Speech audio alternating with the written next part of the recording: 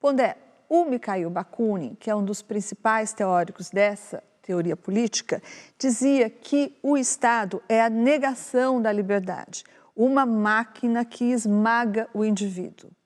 Então, é por isso que se diz que o anarquismo é um socialismo libertário? O comunismo, assim como outros movimentos, eles eram também socialistas, ou seja, eles defendiam a ideia de que os meios de produção deveriam ser posse de todos.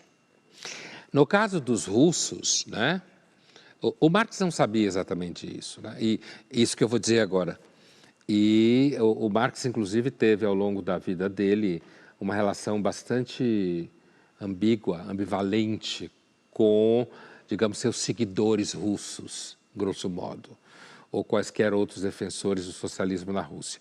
No caso dos russos, existia a experiência da comunidade Mir, como eles falavam, que é a comunidade dos servos, que partilhavam tudo, certo? Servos que viviam no campo, que eram quase escravos, né?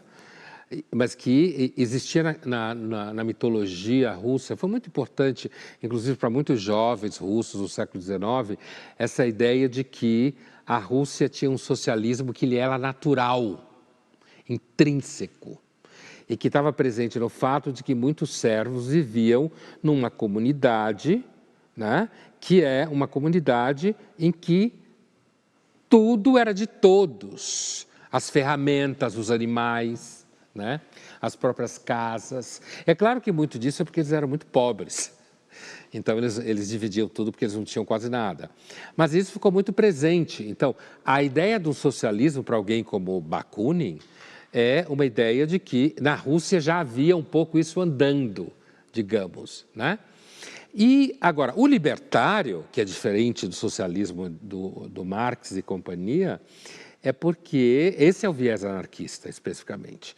Tanto é que você vai poder ver aqueles que vão posteriormente defender posições anarcocapitalistas, eles também vão se autodenominar libertários, no âmbito liberal, para se diferenciar do liberal clássico, né? Por quê? Porque entendem que enquanto existir Estado, no caso do Bakunin e Kropotkin e companhia, não vai haver ausência de propriedade privada, porque tudo vai ser do Estado. E o Estado vai roubar para ele, e o Estado vai esmagar o indivíduo, e o Estado vai ser corrupto, né? Então, o socialismo para os anarquistas verdadeiro, que é utópico também, mas verdadeiro, só pode ser libertário. Porque o socialismo marxista não é socialismo, o Estado detém tudo e, no fundo, todo mundo é empregado do Estado.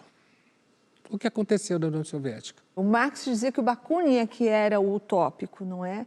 Eles estavam unidos talvez pelo mesmo erro e também por uma antipatia mútua, porque os dois não se bicavam. A antipatia mútua, isso é bem típico da natureza humana, porque assim, na época em que eles vivem, você tem eles, assim como Proudhon também, né? Que era meio anarquista também, né, meio libertário. E você tem outros nomes que não ficaram tão famosos, mas que naquele bojo do movimento socialista, operário, como queira, principalmente na França, em que ele era muito forte, né, você tinha disputa de ego. Agora, não resta dúvida de que, naquele momento, o Bakunin, ele duvidava da postura marxista, porque ele achava que a postura marxista era adiar a revolução. Não era a ideia de você colocar no meio um Estado, iria mais uma vez levar a humanidade para outro lado. Porque, e aí vem um pouco uma conotação que na época se associava aos anarquistas, e ainda hoje, de que os anarquistas seriam mais violentos, porque eles queriam pôr abaixo a ordem social, de hoje para amanhã, destruir tudo. E aí deixar a roda começar a rodar sem nada, sem ninguém, sem nenhuma hierarquia. Então, Bakunin se achava menos utópico do que Marx, nesse sentido. Porque os anarquistas lidavam, uma ideia que hoje é completamente estranha, mas assim, a violência, o caos. Se você pensa, por exemplo, no começo da Revolução Russa de 17, ainda no momento liberal dela, dos 2 governos provisórios, o caos que ficou a Rússia total, os anarquistas entendiam que esse caos faz parte. Então, em que medida é verdade essa violência que se atribui ao Bakunin, Pondé? Porque ele seria mais violento ou teria ideias mais próximas da violência do que Proudhon, por exemplo, e menos do que Malatesta. Ele estaria lá no meio. Se você fizer um gradiente desse, então, sem dúvida nenhuma, ele está no meio. Na prática, o Bakunin nunca foi uma pessoa violenta. E, aliás, isso era uma crítica comum ao Bakunin, né? Que o Bakunin era alguém que não conseguia terminar os projetos. Hoje, talvez fizesse algum diagnóstico para ele, que está na moda, né? Ele fazia grandes teorias sobre esse mundo, mas ele, na realidade, nunca passou a ação. A ação dele era pregar, fazer reuniões e ficar na Suíça ali montando cartilhas revolucionárias, mas que ele, na prática, nunca foi ação como anarquistas italianos e espanhóis foram, para o pau, para a violência, para a destruição, para assassinato, para a guerrilha. Ele nunca foi. Mas isso era visto como uma crítica, né? Tipo anarquista teórico.